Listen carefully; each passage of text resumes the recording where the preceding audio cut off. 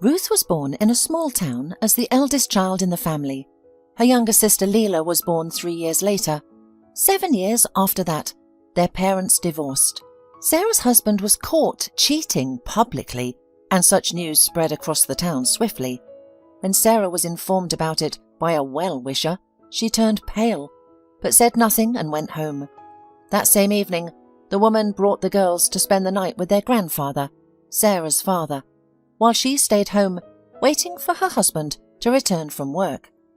As soon as Derek crossed the threshold, he noticed 2 suitcases packed with his belongings and sighed in resignation. "They told you already, huh?" His wife nodded calmly. "Yes, Derek." He shrugged. "I don't know what to say. The devil's got me confused." The woman sighed. "You, Derek, got confused a few months ago. I've noticed the long hair on your clothes, the smell of female perfume, and the change in your attitude towards me. I convinced myself that things would improve, that all men do this, and that I should be patient for the girl's sake. I turned a blind eye for as long as I could." "So why don't we wait it out, Sarah?" There was hope in the man's voice. The woman laughed nervously. "After the way you embarrassed me all over town, I can't even look at you right now." Derek swallowed. "What about our daughters? Will you even let me see them?" "Sure, you can see Ruth and Leela as much as you want. Now, go away. I can't stand to see you any more." Derek sighed, but did not argue or persuade. He knew his wife too well. If she had made up her mind about something, there was no changing it. So he picked up his suitcase and left without saying goodbye. Sarah closed the door behind him, stood there for a few seconds, then exhaled deeply and went into her bedroom. She switched on the iron, laid out a blouse on the ironing board and started ironing. After 2 precise movements, her hands trembled.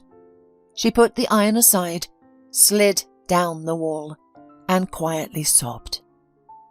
The woman came to her father's the next morning. She looked pale with dark circles under her eyes, and a small new wrinkle had appeared between her eyebrows. "Girls, I need to talk to you," she said, and then explained to the girls that their father would no longer be living with them. Adjusting to life without their father was challenging. The flat seemed emptier, missing his cheerful morning singing from the bathroom. No one else pretended to be a horse for them and Leela to ride on. Even the coat rack seemed emptier without his jacket. Derek visited his daughters, but he seemed different. The man attempted to engage with them as before, but his efforts appeared insincere, tinged with guilt. These meetings left the girls not with joy, but with a vague anxiety and a sense of impropriety. And then one day, returning home from school, Ruth saw a truck full of boxes, cabinets, chairs, and other items in their yard. Several men were unloading the belongings and taking them into her apartment building.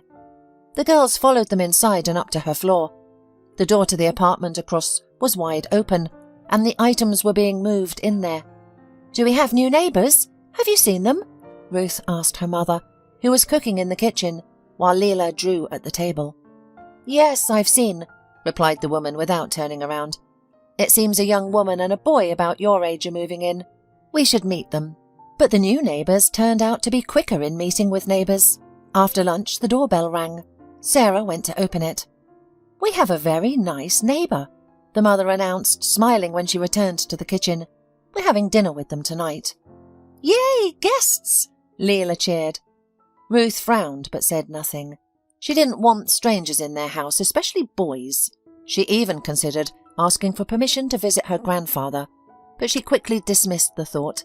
Her mum would certainly not allow it. "Fine," Ruth decided. "I'll spend some time with this boy, then I'll go to my room." After work, Sarah usually felt tired and tried to rest in the evening. She had to check pupils' workbooks and write plans for the next lessons. However, today was different. Right after lunch, she finished her teacher's work and began cleaning, involving her daughters. Once they finished cleaning, the woman started cooking.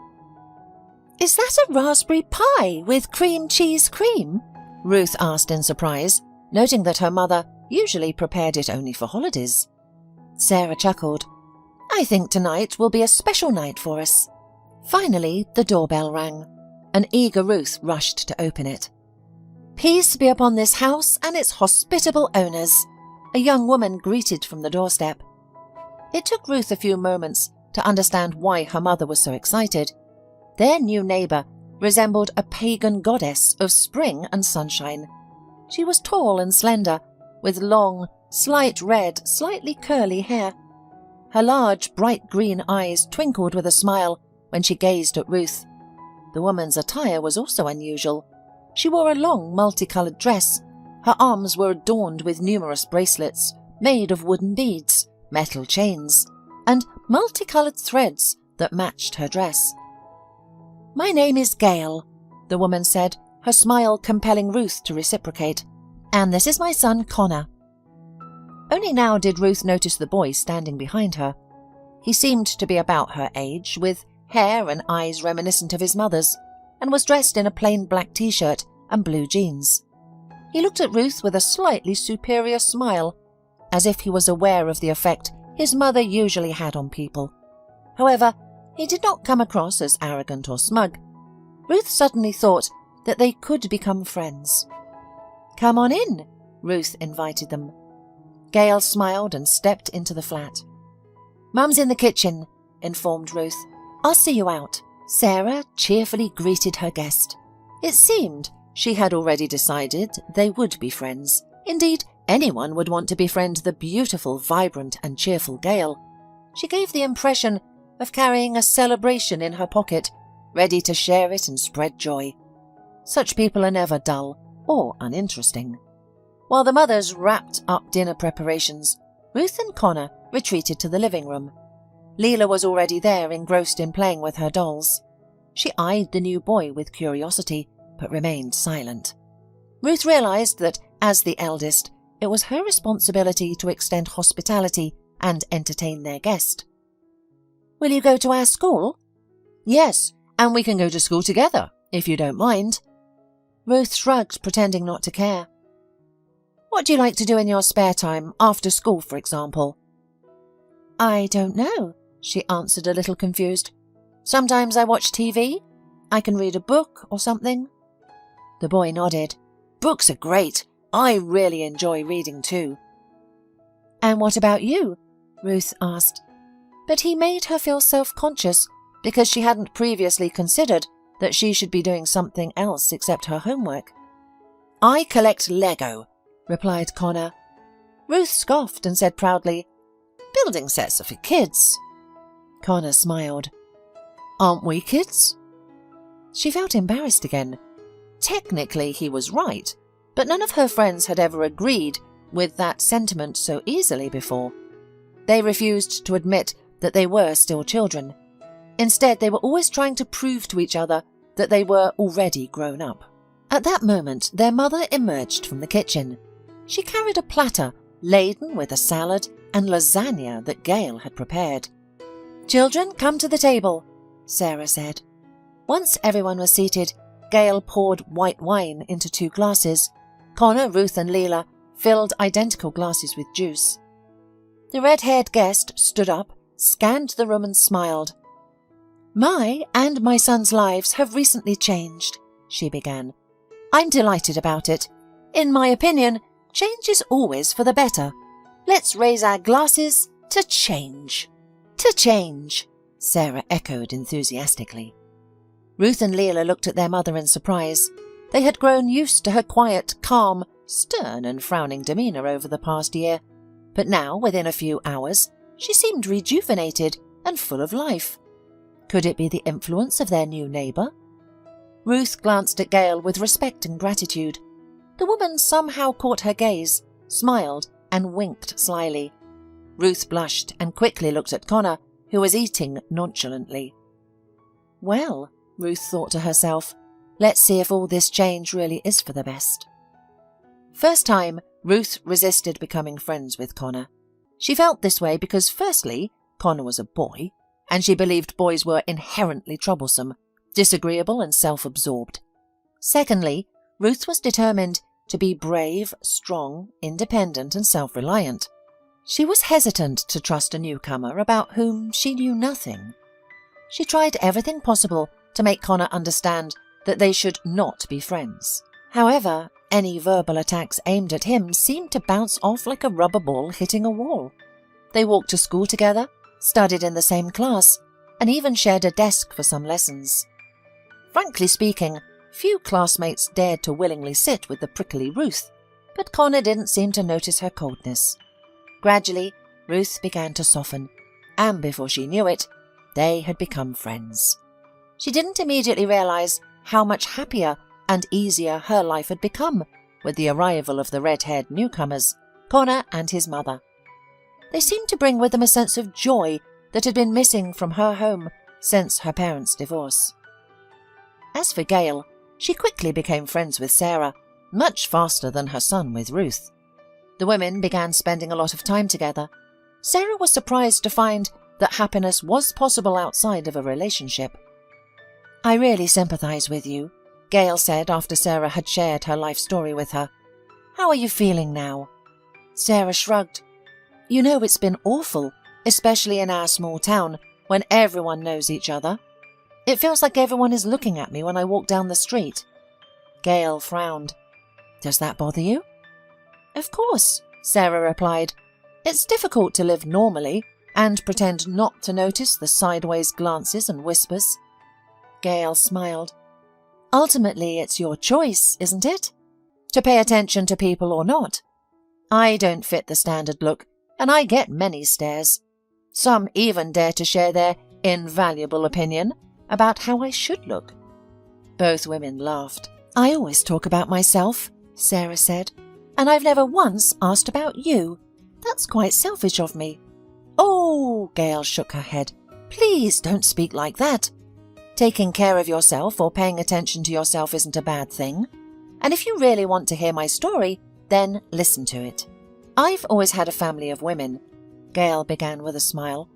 "It's like the stories about witches. I don't know, all the women in my family, in every generation, have somehow always lived alone.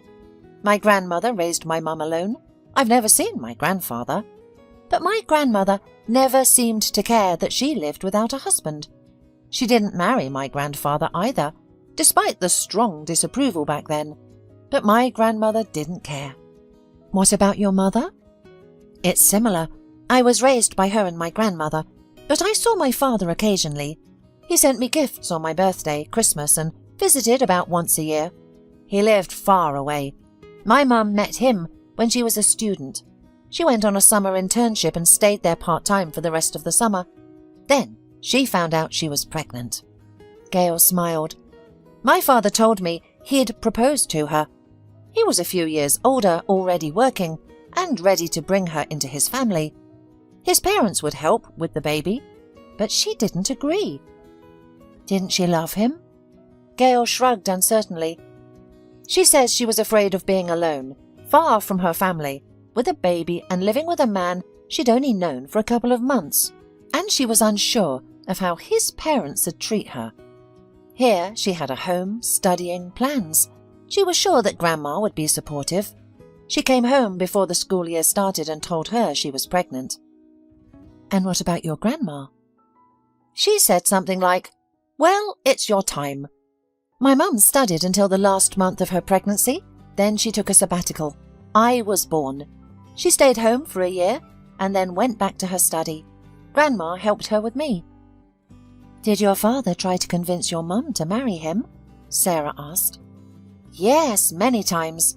Even when I was a little girl, I often heard these conversations. He remembered her and loved her for many years. I think at one point he was even ready to move in with us. But my mum wouldn't agree. And then, when I was about 10 years old, I found out he got married. Now he has 3 children and seems happy. We still communicate well." "And your mother didn't marry, did she?" "Yes, neither did my grandmother. She starts dating someone from time to time, but it doesn't last long. Mum says she's like a cat who walks on her own. By the way, my mother, grandmother, and I are very much alike. You would have known that we are a family at first sight. They're not of this world either." Sarah was embarrassed. "I don't think you're weird." Gail shook her head reassuringly. "I don't see anything wrong with being weird. If what's natural to you seems strange to others, but doesn't hurt them in any way, what's wrong with that? But for a while I tried to be normal. When I entered the college, I moved away from my mum and granny. I purposely chose a different city and moved into a hostel there. I wanted to be like everyone else, a normal student. Except it's complicated. I was raised by two freedom-loving women who did whatever they wanted and allowed me to do the same. There, I met Connor's father at an exhibition of young artists. "Are you a painter?" Gail shrugged. "No, I dabbled in a bit of everything back then, including embroidery and clay modelling." "And now?" "I teach dance, yoga, and I'm a pretty good singer. I'll show you sometime." But we digress from Connor's dad. I came to this exhibition to support my friends, and out of curiosity, he was there with other businessmen, scouting for young talents to invest in, hoping their paintings would appreciate in value. John is a very wealthy and influential man, 15 years older than me. He took a liking to me instantly. He said my attire was unusual. Gail laughed. I tried not to stand out, but I couldn't shake off my ingrained taste. I wore a multicoloured skirt my grandmother made, paired with a plain white top. I even had dreadlocks then. It was the trend. Sarah laughed. "Yeah, with that description, you didn't stand out at all." Gail waved her off. Everyone was like that there. Art folks, always peculiar. Things between John and me took off quickly. He was so clever, so intriguing, and most importantly, we understood each other perfectly. It was just wonderful. I thought I had met the man of my dreams, yet I didn't even tell my mum and grandmother about him. Why? Gail shrugged. I don't know. I was afraid their curse would affect me. I feared that if I told them, things would immediately fall apart between John and me. Then I found out I was pregnant. John was overjoyed. He had wanted kids for a long time and proposed to me right away. John offered to move in with him while the wedding preparations were going on. I agreed. That's when things started to change. Sarah, who had been hoping for a happy ending, even though she knew it was unlikely, sighed. What started to change? Gail smiled sadly. I realised that lifestyle wasn't for me. Even my belongings looked out of place in his large, expensive house. It was like uprooting a dandelion from the street, planting it in a flower pot, and placing it in a designer-renovated house. I was completely out of place. I realised I couldn't be myself. I couldn't attend a social event with John, with red dreadlocks and a skirt my grandmother sewed. I suddenly realised that even if I tried to fit into society, those attempts would fail. I'm like my mother and grandmother. I don't want to live in a gilded cage. I don't want to be taught which fork to use for prawns, or which wine to order with duck. Sarah sighed. And you left him? Gail nodded. For the first time in ages, her face didn't seem filled with sunlight. I talked to John. He persuaded me we could find an arrangement that would suit everyone. He said I could dress and behave however I wanted, furnish the house to my liking, and he wouldn't restrict me in any way. Why did you say no? Gail's smile became sadder. Because it was impossible. It's like asking a fish to live on land. You can water it or feed it, but it won't feel better on dry land. It's what John grew up with. His entire family, his friends, his job. If we continued living together, we'd have to fight them every day, defending me. I wouldn't wish that on him. The women fell silent for a while. Then Sarah asked, Do John and Connor keep in touch? Gail nodded. Yes, often. They have a good relationship. And do you regret it? No, Gail answered immediately without a second thought. Our paths crossed for a while, but they were never meant to come along. Besides, regretting the past means losing the present and the future. Sarah pondered her friend's words. It seems that you and your son did not accidentally appear in our lives at this time. Gail chuckled heartily. I believe there are no coincidences, she confessed. A couple of years passed. One day Ruth went to Connor's house after school as usual and caught him assembling another Lego set. That's impressive. Yeah, I like it too. Connor quietly agreed. It's very relaxing to assemble them. I can spend weeks on it. I feel a bit ashamed that I don't do anything, Ruth confessed. Oh, you shouldn't, Connor smiled. Have you ever had any hobbies? I used to enjoy photography, Ruth revealed. My grandfather had an old camera. It could only take a few dozen shots, which then had to be developed. Do you take photos now? No. Well, I've just remembered that, and I thought I might try. But now I would have suggested a digital camera to you. Ruth sighed. Do you realize how expensive those are? Sure, Mum and Dad could provide some money, but they won't buy such a pricey thing. Connor sat beside her on the bed. You could earn money for it. In summer, we can get a part-time job together. Incredulous, Ruth looked at him. Well, we could try. What's the job? So they started working at a coffee shop. Connor could chat with anyone and taught Ruth to do the same. It was he who placed out a jar with a sign, "For a camera," on the counter. Why would you do that? Ruth felt embarrassed. What's the problem? Connor shrugged his shoulders. It's not like it's forced. If someone wants to, they'll leave a tip. And people did leave tips. Not much, but there were also very good days. What kind of camera? A customer once asked. He was a tall, handsome man in his 30s. Ruth was embarrassed, but Connor replied, My friend was a photographer, and now she needs a good camera to continue. The man hesitated. Do you have any sample work? Connor quickly took out some pictures from under the counter. The man examined them, returned them to Connor, and smiling, put a few notes in the jar. Ruth's eyes widened. The man winked at her and left. That's 200s, the girl gasped. Connor smiled. See, it's working. Where did you get my photos? Your grandfather gave me a few more. Ruth made a face. She was uncomfortable with the intrusion, but it was working. By the end of the summer, they had earned the money. Ruth wanted to split the tips, but Connor insisted. No, it's all yours. The jar says it's for a camera. But I only need half the money. I know, but you'll use all the money to buy something better. And honestly speaking, my father gives me enough for my needs. Ruth frowned.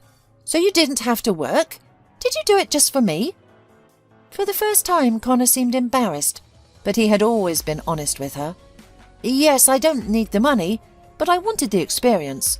Plus, I'll still have 3 months' salary. Money's always useful. All right. For some reason, the girl didn't push it further. She had a sudden thought that Connor took the job to spend more time with her. Ridiculous, the girl said to herself. Why would he do that? A week later, she picked up her camera, and after snapping her first picture, she realized this was her calling. She could now understand Connor, who spent hours in his room with his construction set. She was eager to explore this newfound hobby. For her birthday, she asked her mother for a book on photography, and she got a comprehensive one with detailing the basics of photography. Now I understand why good pictures are good and bad ones are bad, she enthusiastically told Connor. All these horizons, perspectives, contrasts, they're not just empty words anymore. I'm glad you found something you enjoy. I think you'll be great at it professionally. Ruth snorted. Oh, stop it. Why not? Submit your pictures to a contest. No way. I don't know anything yet. It took Connor a year to convince her. She didn't win, but her work was singled out by the jury as the best from a young photographer. This recognition propelled Ruth to delve deeper into photography. I love that you have a hobby, her mother told her, but you should also think about college. Your best friend is into his construction set, but he's also preparing for a finance degree. Ruth frowned. I don't know what I want yet, Mum, but okay, I'll think about it. The girl shared her concerns with Connor. What do you want to do? He asked. She shrugged. I would like to take pictures all my life, but my parents won't be happy with that. Are you sure you want to do what they tell you to do? Ruth sighed. Yes, I'm not ready to go against them. I won't give up photography either, but I need to study something more real. Connor thoughtfully ruffled his red hair. Where can you study without stress? What subjects do you find easy? Literature, you know that. Connor smiled. Maybe you should consider becoming a philologist. That's what they did. Connor pursued finance as he planned, while Ruth began studying philology, albeit without much enthusiasm. Photography remained her primary interest. She regularly submitted her work to competitions, receiving increasing recognition. For instance, a photograph of Grandpa and Leela playing chess won second place in a major competition, earning her a substantial cash prize. She also began taking part-time jobs doing wedding, Christmas, family photo shoots, maternity and newborn shoots, and various thematic ones, though she wasn't very fond of these. I can't shoot these the way they want, she admitted to Connor. People have preset expectations of what photos should look like. Connor laughed. What do you enjoy shooting? Ruth shrugged. Nature, abandoned buildings, random people. I know that, but I asked about your favourite shoots you do for money. Ruth was deep in thought. Perhaps personalised photo shoots? But only when the client wants something unique and trusts me. I've not had many of those. Maybe 2 people in all this time. She sighed and looked at her friend. But Connor, I can't turn down the work. It's decent money. Otherwise I'd have to ask my parents. You know, I'm afraid I'll get stuck in this job. Afraid I'll stop growing. Connor pondered for a moment. You know me, I'm practical. But if I were more romantic, I'd suggest you drop out of college, quit your part-time jobs, and focus on pure art. But I'm practical, so my advice is simple. Finish your degree, keep your part-time jobs, and make the most of them. Whenever possible, exercise your creativity. Ruth snorted again. That's great advice. Just be everywhere at one time. Excel here and there. I barely have time to date because of work and studies. I can't remember the last time I went to the cinema with a guy. Last Saturday with me. I mean a real date, Ruth smiled. I understand I'm not one of the worthy contenders for your heart, answered Connor. Ruth blushed slightly. Connor, stop it. You know what I meant. Back to the point. It seems like your option is the only right one, as I don't want to give up anything yet. That's what I figured. And surprisingly, Ruth managed everything. Got her diploma, which settled her moral debt to her parents. But she never worked a day in her speciality, because by then she was making good money as a photographer. Little by little, she started choosing her clients, working with those who trusted her, and got amazing results. For the first time in years, she was able to relax and devote herself entirely to the work she loved. Initially, her parents were skeptical, but she was supported by Connor, Gail, and her younger sister. Unexpectedly, her grandfather sided with her and spoke to Sarah, who, sighing, accepted Ruth's choice to pursue photography, not philology. Ruth also started sorting out her personal life. For years, she had focused only on her studies and work. She even envied Connor. After their talk about her future, he started dating more frequently. The relationships were short-lived, but the number of girlfriends was surprising. Once, Sarah even mentioned to Gail, I never thought our Connor would turn out to be such a ladies' man. He always seems so calm and serious. I even thought he liked Ruth at one point. And now this sudden change? Gail shrugged her shoulders. I'm not pleased about it myself. I know there are people abundant in love. I've met such people. They sincerely fall in love with everyone they meet. But with my son, it's different. It's as if he's using these girls to cover some pain. Maybe we should talk to him about it, Sarah suggested. He's too adult to take advice. Only time will help here. Connor is a clever boy. He'll realize he doesn't need this. Due to his numerous girlfriends, Connor spent less time with Ruth than before, which upset her. She tried to understand him. Sometimes he would bring some girls to their gatherings, but this only annoyed Ruth. All the girls were equally annoying to her. They were tall, slender, beautiful, but all equally empty and stupid. Then Ruth met Matt. They met at an exhibition where her works were displayed. It was opening day. Ruth was waiting for Connor, but he was late. She called him several times, but he didn't answer. Leela said she'd come tomorrow. Her parents were working. Her grandfather was unwell and stayed at home, so Ruth was alone at the exhibition. She looked at her colleagues' works. Some were not to her taste, others intrigued her. After touring the whole exhibition, she stopped at her favourite work. "Do you like it?" She suddenly heard a man's voice behind her. Ruth turned around. A tall, black-eyed guy was looking at her. He was dressed all in black, with black curly hair just touching his shoulders. Ruth immediately thought of romantic but slightly sad heroes. "I wish I could take a picture of him. A black overcoat in an autumn park. It seems fine," thought Ruth, and then said to the guy, "What about you?"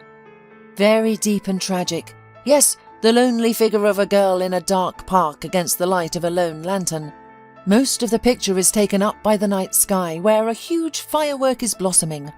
She's alone watching it, like a festivity passing her by." Ruth nodded thoughtfully. "How beautifully you described it, as if you knew the photographer." He smiled. "Unfortunately, I don't know him or her, but I'd like to meet them." She extended her hand. "Ruth Soboliva." "What a meeting! Matt," the young man introduced himself, shaking her hand and pointing to the picture, asked, "Did I guess correctly?" Ruth smiled. "Not quite. It's not a silhouette of a girl. It's a dog. If you look closely, you'll see." And she didn't seem sad to me, rather amazed by the firework. It surprised me because animals are usually afraid of loud noises and bright lights, but this dog wasn't. Matt grinned. "How foolish I must have looked."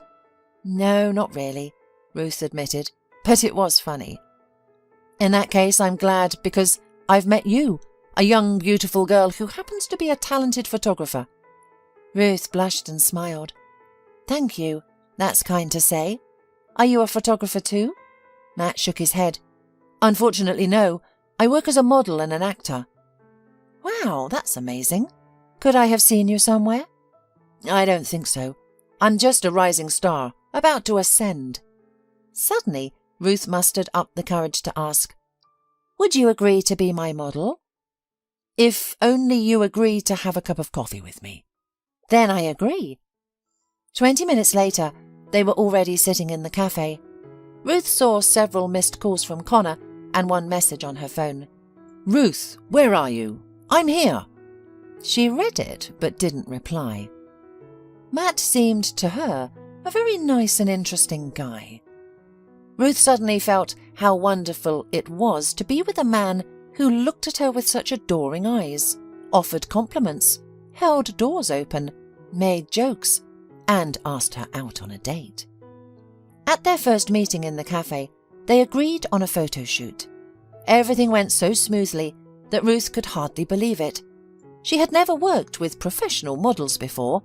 Matt anticipated her every thought, suggested options. Ruth barely had time to capture the right angles, but she didn't want to stop him. "That was great," Ruth exclaimed when it was over. "You haven't checked anything yet," Matt chuckled. "I already know that," she responded. He suddenly sighed. "What's wrong?" Ruth asked. "I just realized that now I need to come up with another excuse to see you again." The girl blushed and looked down. "I can help you with such a problem. Say we could meet next time so I can show you the finished pictures." Matt pretended to consider this. "Well, I suppose that's a good excuse. Deal." A month later, she was roused from sleep by a call from Connor. "What do you want?" she asked groggily. "Oh, how sharp and unwelcoming," Connor retorted. Ruth sighed and sat up in bed. "I was still asleep." "Wow, it's already 10 in the morning. And what kept you up so late last night?" Ruth recalled the previous night a smile spreading across her face. "None of your business," she said. "You probably had a girlfriend too. Who's with you now?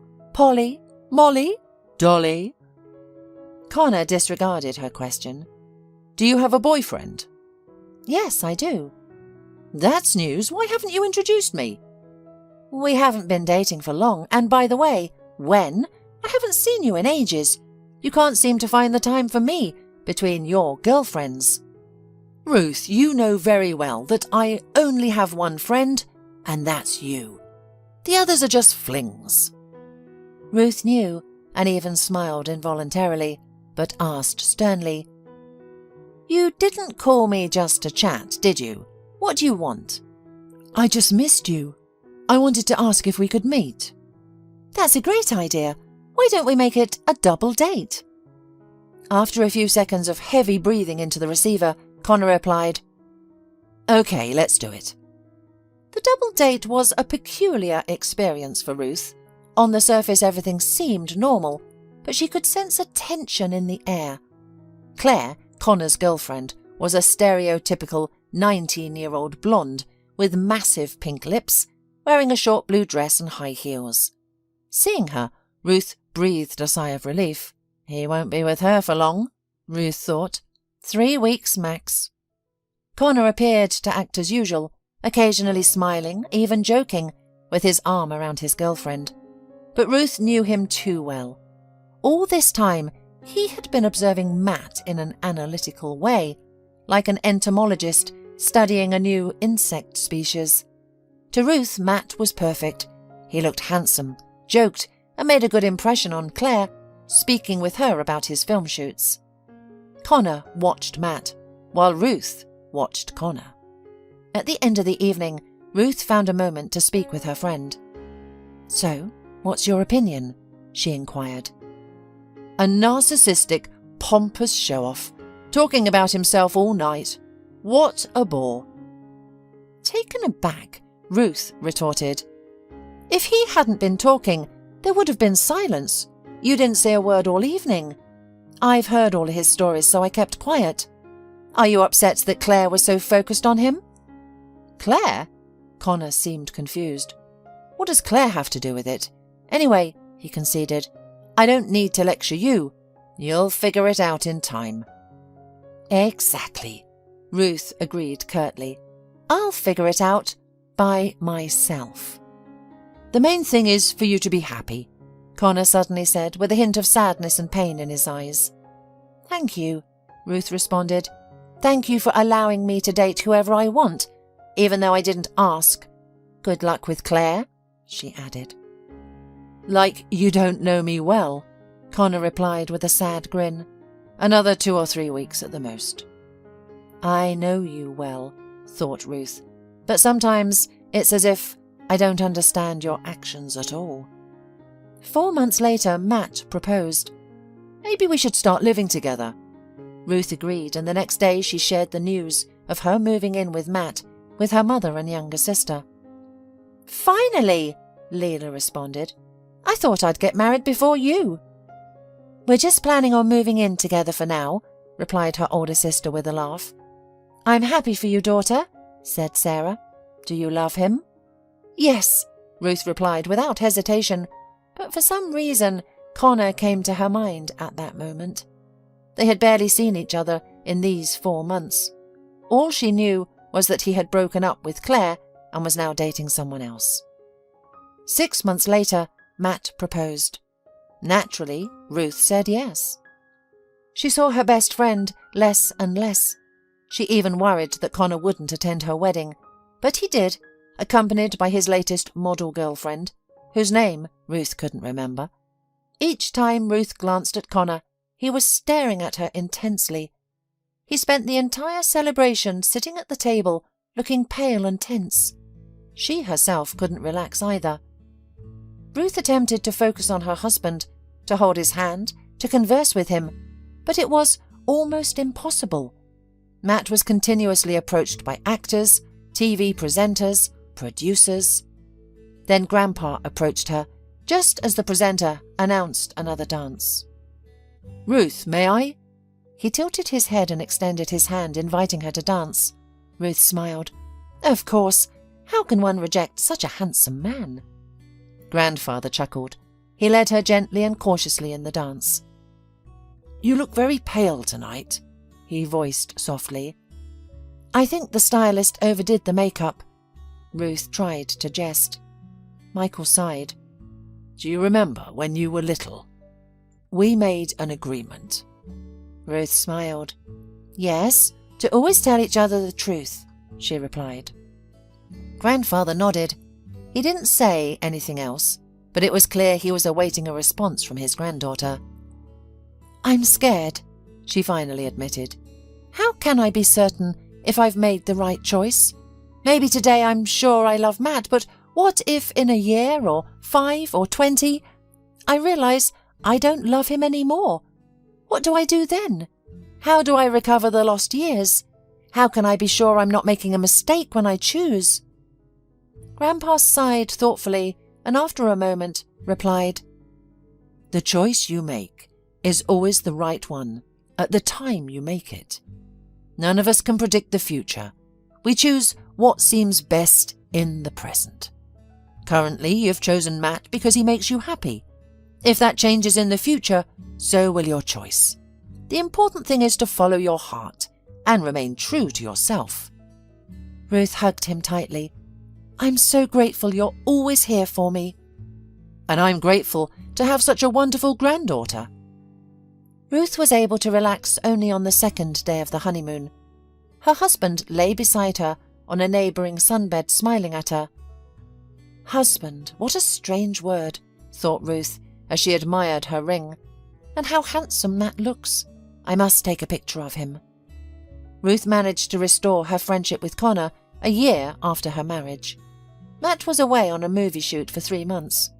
Ruth busied herself with work, walks and books.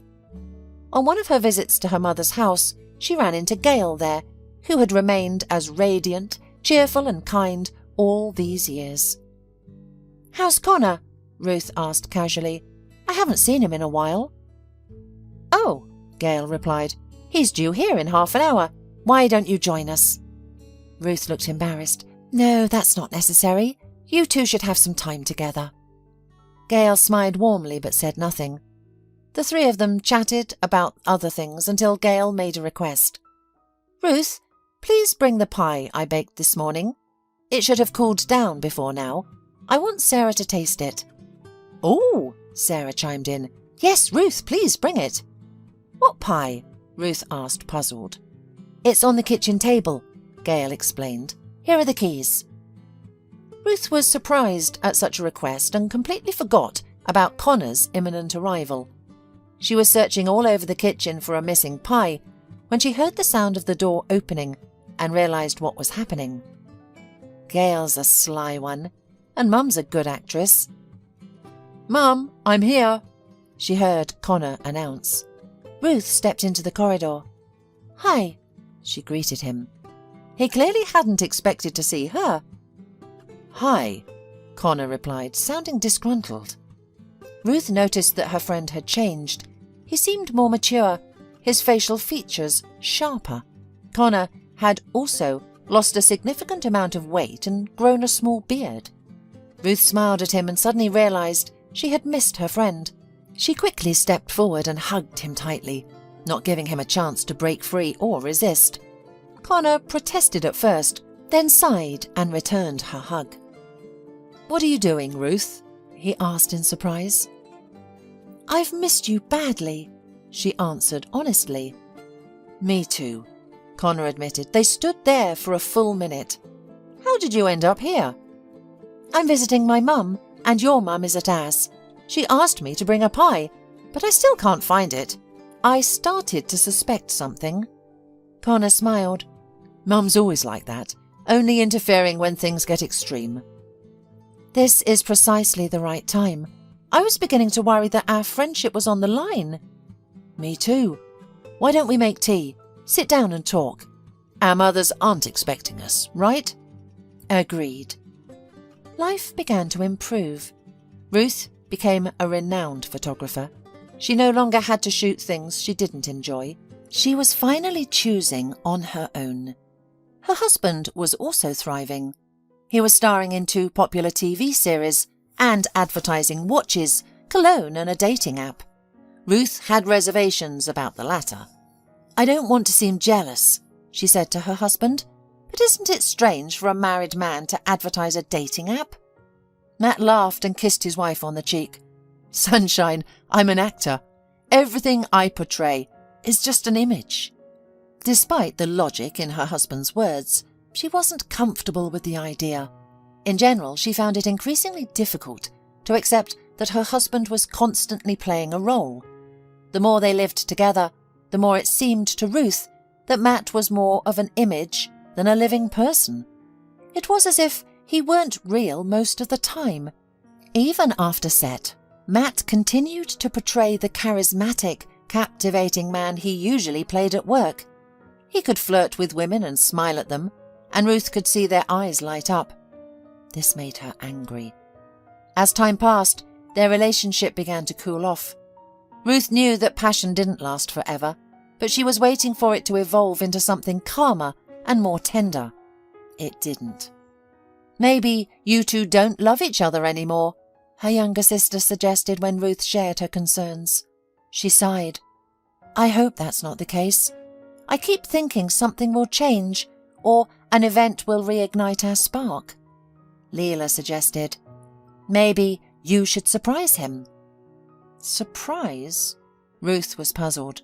"Yes, they say it's good for couples to do something unexpected to rejuvenate their relationship." "I'll think about it," said Ruth. She pondered for a while, even consulting Connor. "Can I come over?" she asked, calling her friend. He seemed less enthusiastic than usual, but replied, "Sure, if it's urgent, but I'm not alone. I'm with Maisie." "Is that your new girlfriend?" "Yes, but this time it's different. You'll see." When Ruth arrived, Maisie herself opened the door. She was petite, wore glasses and had big blue eyes. She smiled warmly at Ruth and gave her a hug.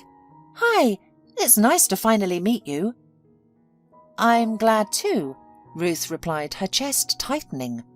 The girl didn't match the conventional standards of beauty compared to Connor's previous girlfriends, but her sincerity and genuineness made Ruth realize Connor was serious this time. "Hi." Connor emerged into the corridor. "You wanted to talk? Let's go to the kitchen." "You both go into the living room," Maisie suggested, "and I'll bring some tea and freshly baked cream scones." Connor gently wrapped his arm around her waist, kissing her cheek. "Thank you, darling." For some reason, Ruth felt a pang in her heart. She quickly moved into the living room. After only an hour at Connor's, she had to leave.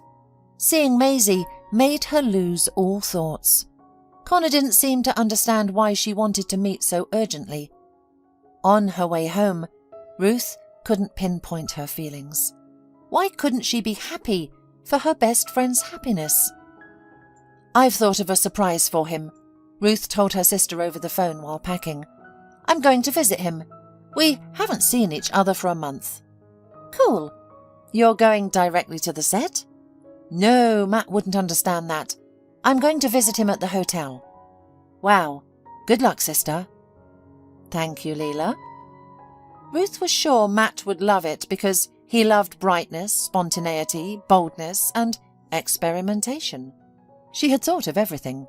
She rented a room in the same hotel where Matt was staying and found out when the actors would return from filming.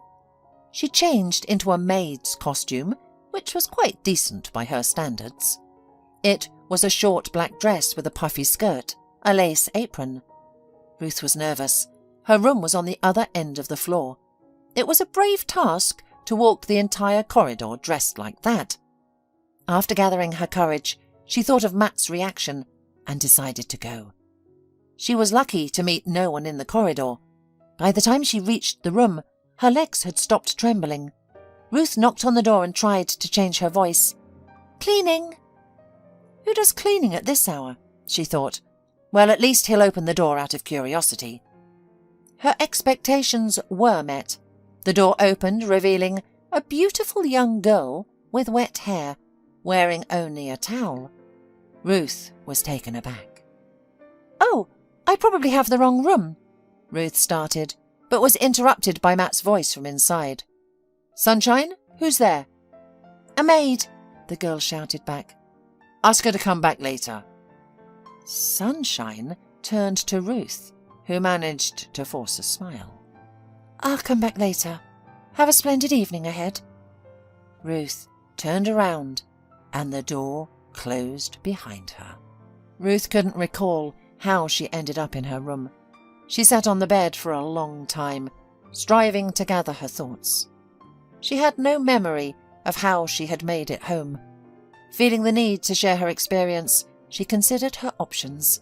Connor would have been her go-to before, but now she pictured Maisie sweet and gentle at his house, receiving affection from Connor like no other girlfriend before.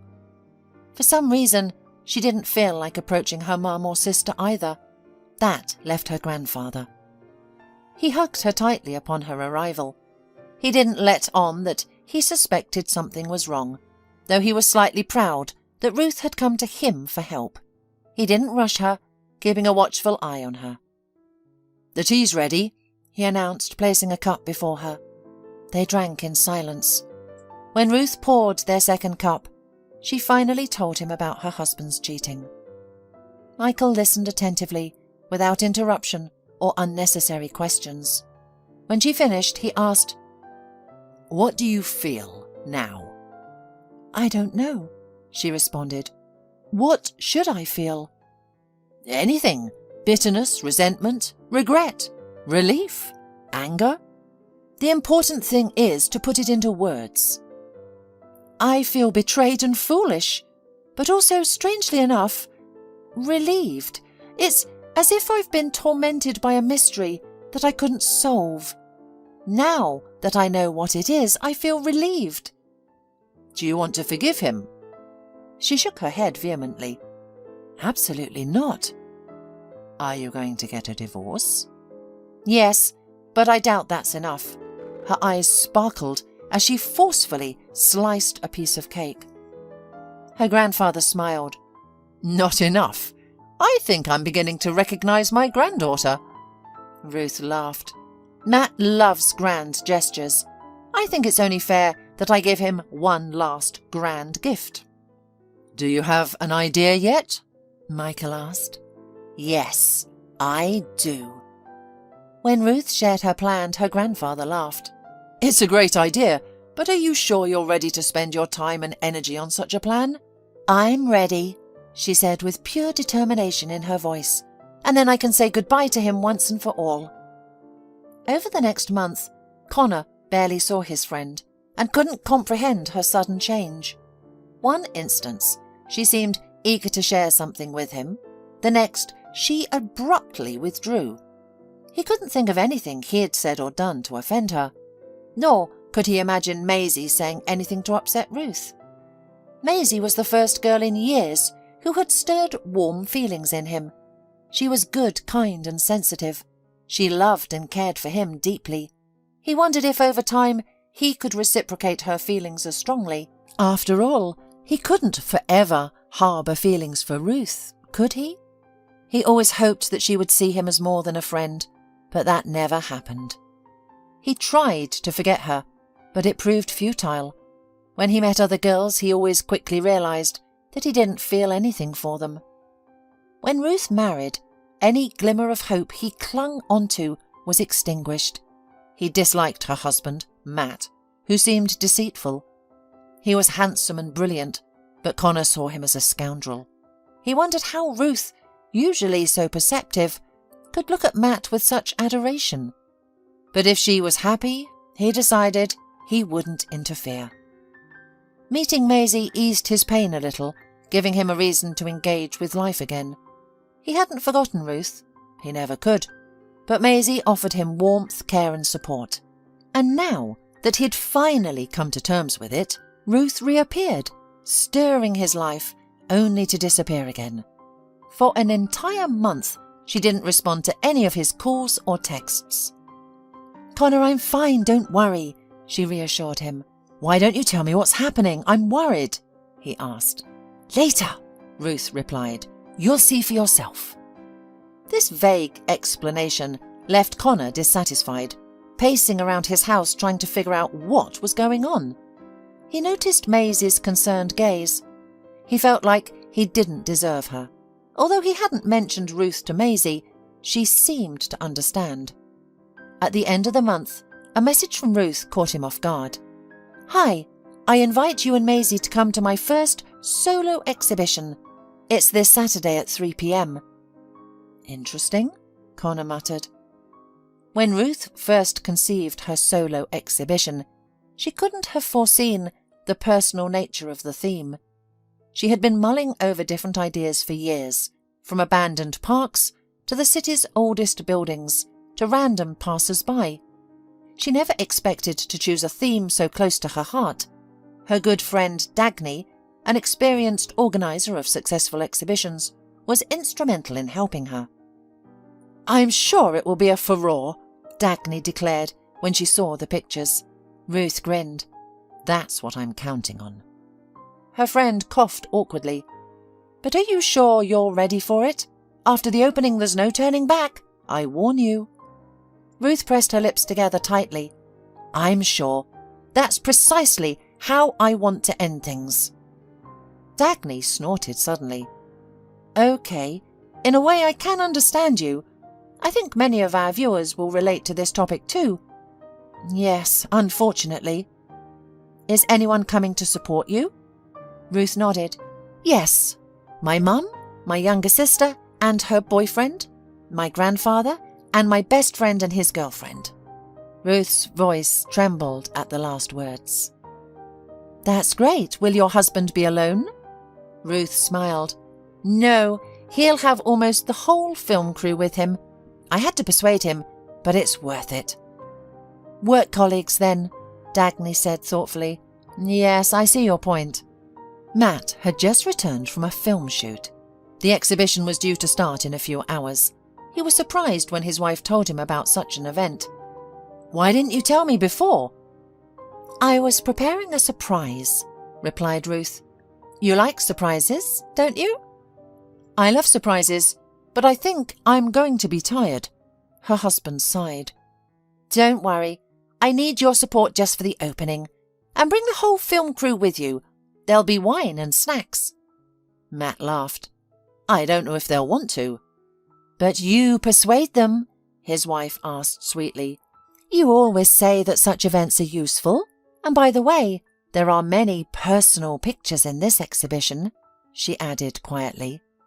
"Wow! You mean it's going to be about me?" Matt asked in an excited voice. He laughed. "Then I'll definitely bring everyone I can." "Okay, dear." Matt did not have an opportunity to meet his wife before the exhibition started. When he got home, Ruth wasn't there.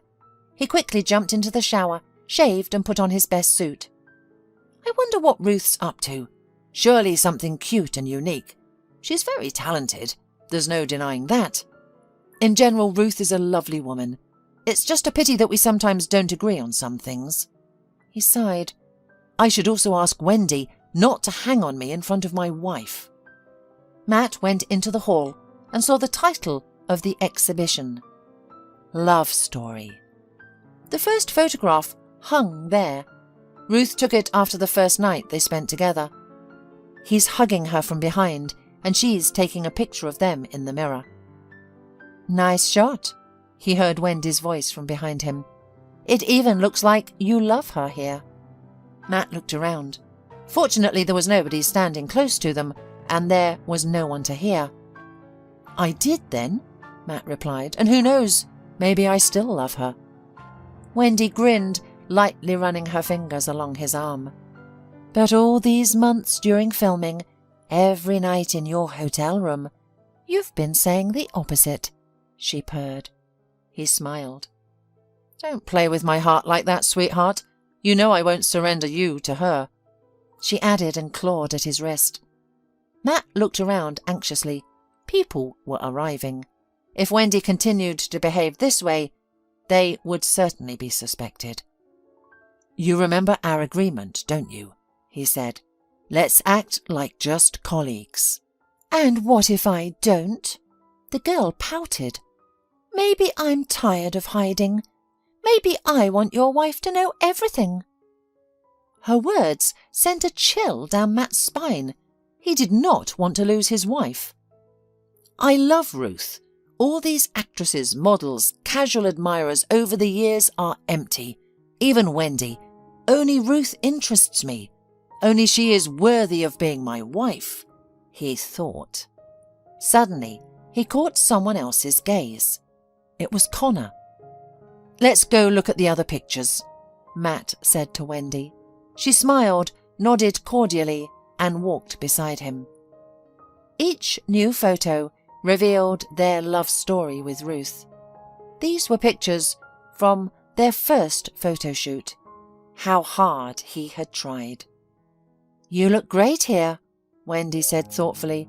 "No other photographer could capture your beauty like this. Your wife is talented. I can't deny that." The man nodded. There weren't many pictures of him with Ruth, mostly his portraits and random shots. He hadn't noticed her taking his pictures so often. With peripheral vision, Matt saw the guests' reactions to the photos. They recognized him. This exhibition was a tribute to him, a declaration of love from his talented wife. Then there were photos from their honeymoon. Then came shots of everyday family life. Ruth captured him rehearsing monologues, choosing shirts for auditions, brushing his teeth. Every photo expressed the photographer's love for the subject. Matt sensed Wendy's discomfort viewing the pictures. "It's okay. Let her see how much he is loved. Even if she leaves him, it won't matter. The main thing is, she mustn't tell his wife anything," Matt thought. But in the next room, the mood changed. He looked different in the photos. Cold, distant, frowning. Perhaps that's how he had been with her lately. "It's okay. He'll make it right. Ruth loves him so much. He'll definitely take a holiday and spend time with her. She deserves it. Their relationship will be as joyous and vibrant as it was on their honeymoon." Then he entered the last hall. It was the most populated. He and Wendy had to squeeze through the visitors to reach the photos. Matt froze. It was him and Wendy in the pictures. He turned his head, and his partner looked at him fearfully. "Everyone is looking at us," she whispered. He couldn't comprehend when Ruth had managed to film this. The events captured in their photographs had transpired recently, not more than a month ago. "Is that your wife?" Wendy suddenly asked. "I saw her in the hotel." Matt looked up. In the center picture was Ruth, alone, taking a mirror selfie. It was similar to a picture at the beginning of the exhibition, but this time only Ruth was in the frame, calm and cold. She had discovered his infidelity. "I must find my wife and talk to her," he said, scanning the room. Ruth's mother and sister were nearby, along with her grandfather. He spotted Connor, and unexpectedly, the redhead did not look at him with contempt or triumph, but pity.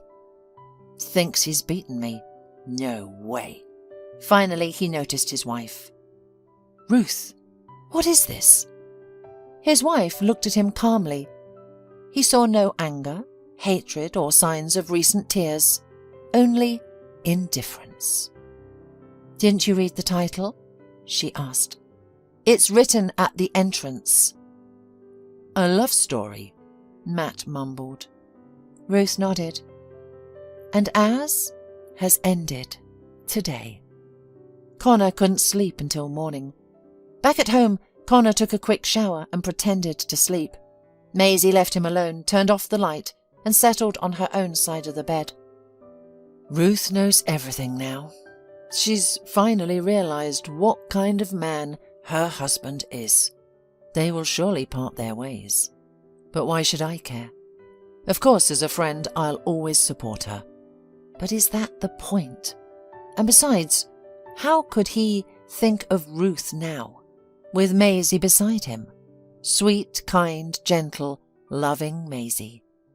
She loves me as much as I love Ruth. I can't betray her. He eventually fell asleep and woke up at lunchtime, his head throbbing. Maisie was gone. His attention was drawn to the half-open cupboard door. He looked inside and rushed into the kitchen. Maisie was there, writing on a large piece of paper. "Maisie?" Connor asked, surprised. "What's going on?" She looked up and smiled softly. "I'm leaving you." "But why? What happened?" She smiled again. "I know you've been in love with your best friend for years." Connor shook his head desperately. "Maisie, I swear I've never cheated on you." "I know. It's not that. I'm just tired of being second best." She raised her hand to stop him speaking. "It's not your fault. It was clear to me from the beginning.